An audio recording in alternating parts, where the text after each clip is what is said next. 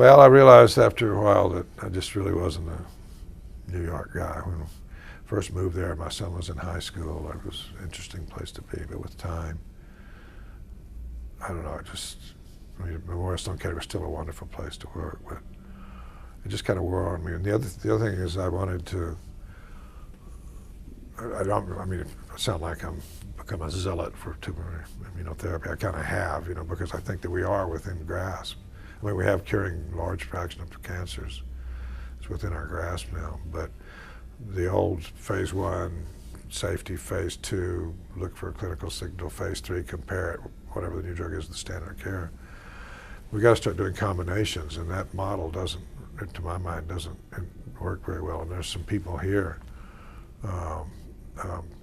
I've been collaborating with for several years, in particular Pam Sharma, who's in the genitourinary group here, specializes in doing very small trials where you get the tissue and you can analyze it and see what's going on. So you can really reduce the whole thing in humans to almost the level that you can with mice, where you understand it. And combining the two is really a very powerful way of knowing.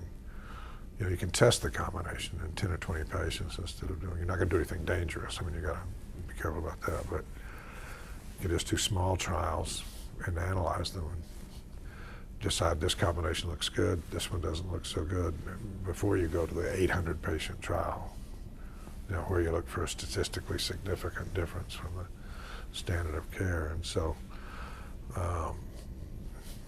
they offered me the possibility of actually setting up, that's what the immunotherapy platform is that I'm setting up here. It's the underlying philosophy is to understand how these sorts of drugs work, understand in detail their impact on the immune system, and then help design clinical trials that'll accelerate combinations. And there's more of these negative molecules are coming along all the time.